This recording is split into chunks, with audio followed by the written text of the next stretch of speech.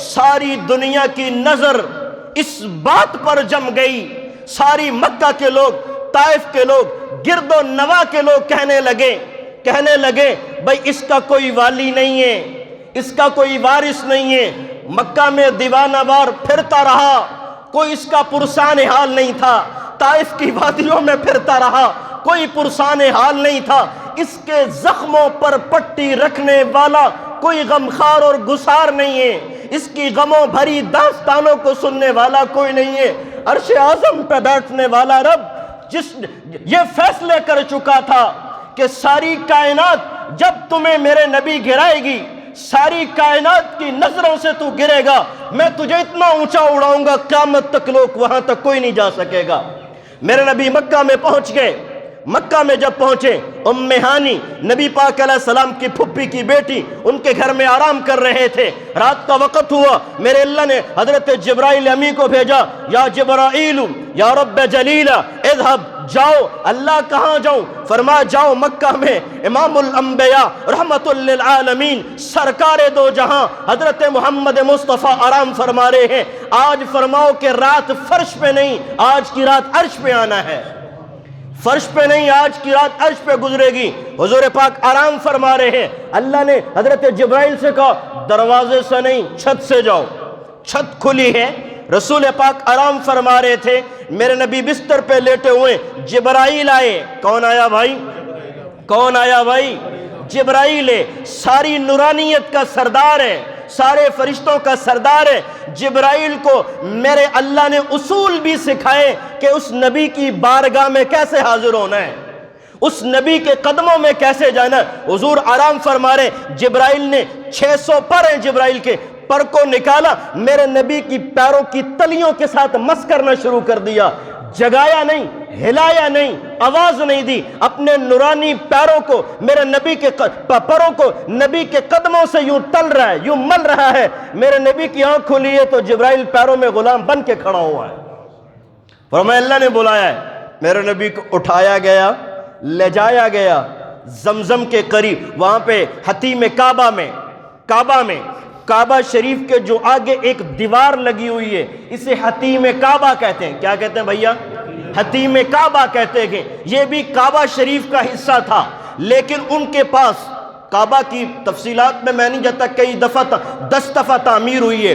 یہ اندرونی حصہ تھا، لیکن ان کے پاس پیسے کم تھے، اس لیے انہوں نے حلال کے پیسوں سے اتنا حصہ اٹھا دیا، باقی چھوڑ دیا۔ میرے حضور وہاں جا کے آرام کر رہے تھے، پھر اور وہاں سے حتیم کعبہ میں لے جایا گیا، وہاں حضور آرام فرمانے لگے، پھر اور بھی فرشتے آئے، پھر حضور کو جگا کر اور زمزم کے پاس لے جایا گیا۔ کہاں بھائی؟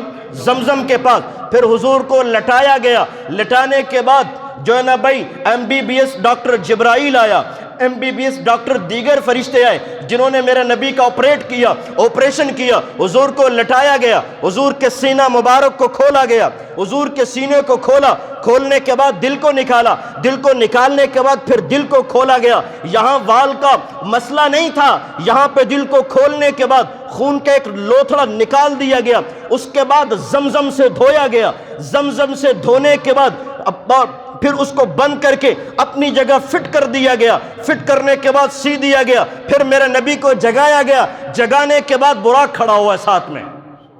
کون کھڑا ہوا بھائی؟ براق۔ یہ بھی بتاتا چلوں آپ کو یہاں دل کو کیوں کھولا جا رہا ہے۔ دل کو اس لیے کھولا جا رہا ہے کہ بھئی جنت بھی دکھانی ہے، جہنم بھی دکھانی ہے، ساتوں آسمان دکھانے، عرش اعظم بھی دکھانا ہے، اور اللہ کی ذات بھی دکھانی ہے، تاکہ دل کے اندر وہ قوت اور طاقت پیدا ہو جائے۔ حضرت موسیٰ علیہ السلام نے عرض کی اللہ آپ کو دیکھنا چاہتا ہوں۔ اللہ پاک نے فرمایا انظر الی الجبل، اے موسیٰ پہاڑ کی طرف دیکھ، ان استقر مکان فسوف ترانی، اگر یہ پہاڑ ٹھہر گیا اپنی جگہ پر تو تم مجھے دیکھ سکو گے، اگر پہاڑ نہیں ٹھہرا موسیٰ آپ نہیں دیکھ سکو گے۔ میرے موسیٰ علیہ السلام نے اصرار کیا، فلما تجلی ربہ للجبل، جب میرے اللہ نے تجلیات کو ڈالا، اللہ جسم کا نام نہیں ہے، نورانیت کا نام ہے، اللہ نے تجلیات پہاڑ پر ڈالی، پہاڑ ذروں میں بدل گیا، فخر موسیٰ صعقا، موسیٰ علیہ السلام بے ہوش ہو کر کے گر گئے۔ لیکن موسیٰ علیہ السلام تجلیات کو نہیں دیکھ سکے، میرے نبی آسمان عرشوں پہ جا کر ڈائریکٹلی اللہ کی ذات کو دیکھیں گے۔ اس لیے دل کے اندر وہ قوت اور طاقت رکھی گئی ہے تاکہ جو وہاں برداشت کر سکے۔ براق کھڑا ہوا ہے، کون کھڑا ہوا بھائی؟ براق برق سے نکلا ہے۔ کس سے نکلا بھیا؟ برق سے۔ برق عربی زبان کا لفظ ہے، برق کا معنی بجلی۔ یہ وہ سواری ہے جہاں اس کی نظر پڑے گی وہاں قدم جائے گا، اس کا وہاں قدم جائے گا۔ اور یہ بھی یاد رکھنا یہ جنت کی سواری ہے، اس کا ہجوم اور اس کی جو ہے نا وہ صورت، جتنا بڑا خچر کا وجود ہوتا ہے اتنا بڑا سفید رنگ کا۔ حضرت جبرائیل جنت سے لے کے آئے تھے، اللہ کے نبی سوار ہو جائے، حضور کو بٹھایا گیا۔ جب حضور رکاب پہ قدم رکھے براق پر سوار ہوئے، براق اچھلنا کودلنا شروع ہو گیا، اچھل کود شروع کر دی۔ جبرائیل نے نکیل پکڑ کے کان میں کہا، جانتا ہے تیرے اوپر آج کون سوار ہوا، تو اچھل کود کر رہے؟ پھر جبرائیل نے بتایا، یہی تو امام الانبیاء ہیں، یہی تو محمد مصطفیٰ علیہ السلام ہے جو آج تیرے اوپر سوار ہے۔ براق پسینہ پسین ہو گیا۔ جبرائیل ایک روایت میں پیچھے بیٹھے، براق نے اڑان لیے، براق اڑنا شروع ہو گیا۔ اللہ تعالیٰ، میں تفصیلات، وقت کم ہے، وہ تفصیلات میں زیادہ نہیں جاتا۔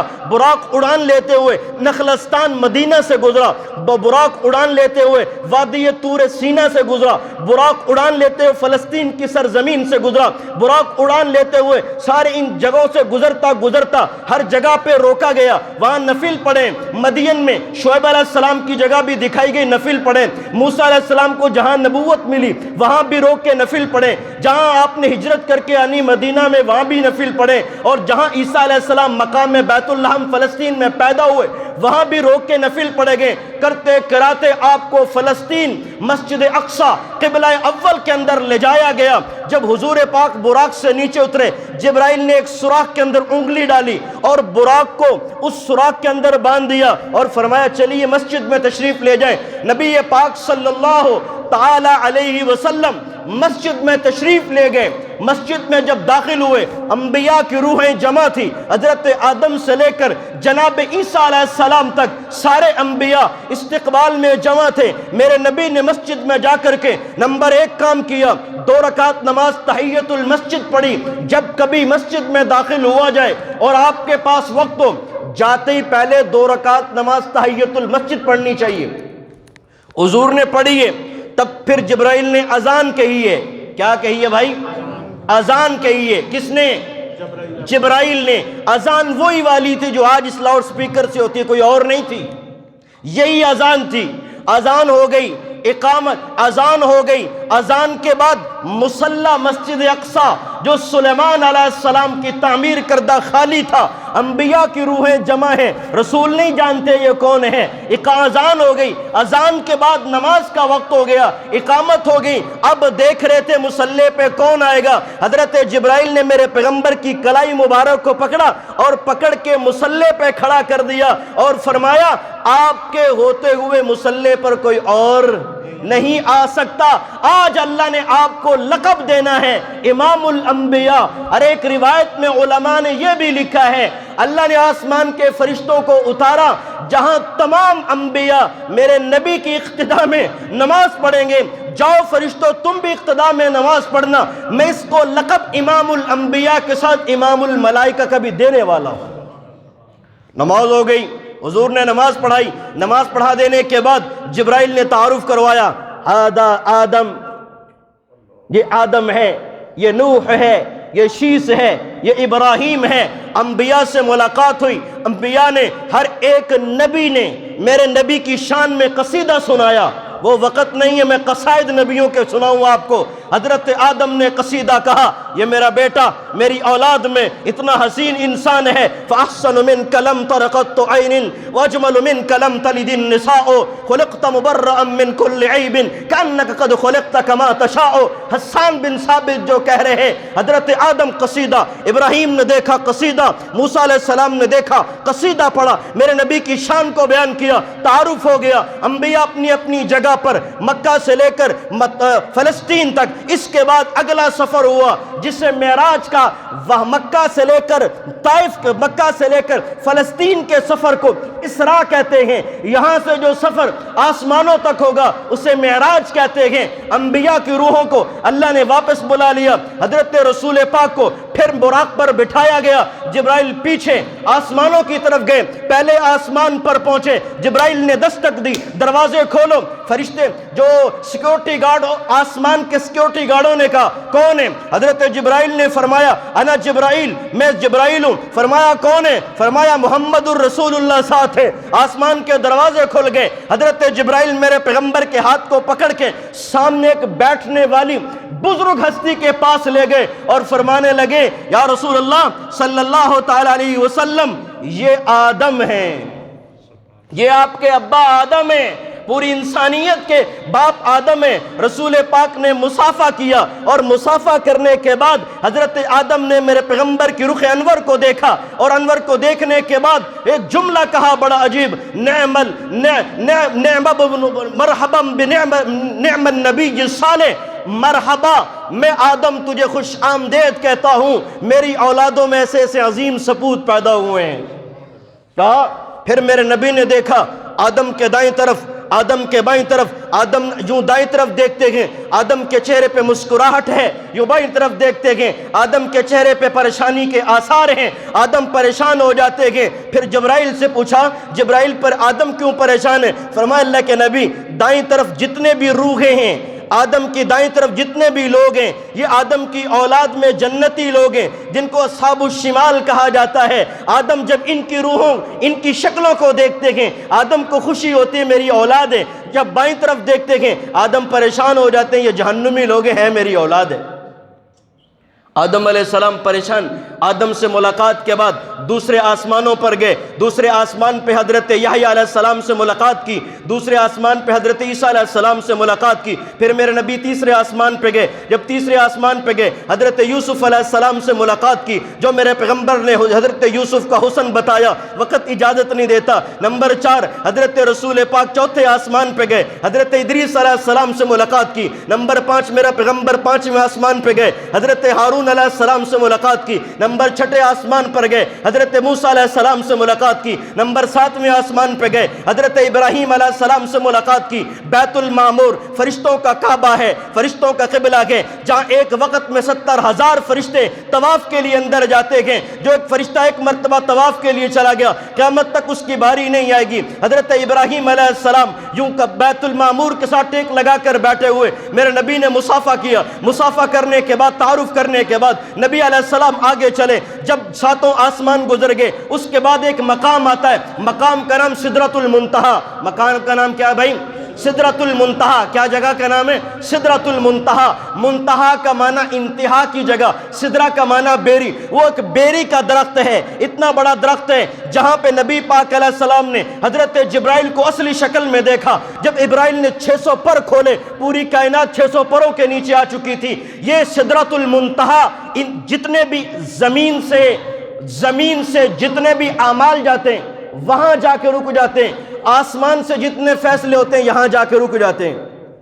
وہاں جب حضور پہنچے وہاں پتنگے اڑ رہے تھے، اللہ نے سارے فرشتوں کو اتارا رسول پاک کی زیارت کے لیے۔ سدرۃ المنتہا سے بعد حضور آگے چلے، جبرائیل رک گئے، حضور آگے چلے، پھر جنت ہے، آئندہ جمعہ بتاؤں گا پھر جنت میں کیا دیکھا۔ بائیں طرف گئے جہنم ہے، آئندہ بتاؤں گا جمعے میں کہ جہنم میں کیا دیکھا۔ جنت بھی دیکھ لی، جہنم بھی دیکھ لی، پھر اور آگے چلے، آگے ایک جگہ آتی ہے، اس جگہ کا نام ہے مقام صریف الاقلام۔ کیا نام ہے بھائی؟ صریف الاقلام۔ کیا جگہ کا نام ہے بھائی؟ صریف الاقلام۔ صریف الاقلام کا مطلب جہاں لوح محفوظ ہے، جہاں قدرت کے فیصلے ہیں، وہاں فرشتوں کے قلم چل رہے تھے، فرشتے تقدیر لکھ رہے تھے، میری اور آپ کی تقدیر کے فیصلے لکھے جا رہے، آواز آ رہی تھی سرسراہٹ کی۔ حضور وہاں گئے، مقام صریف الاقلام طے ہو گیا، اب کوئی اور آگے نہیں جا سکتا۔ مقام صریف الاقلام کے بعد عرش اعظم ہے۔ کیا ہے بھائی؟ کیا ہے بھائی؟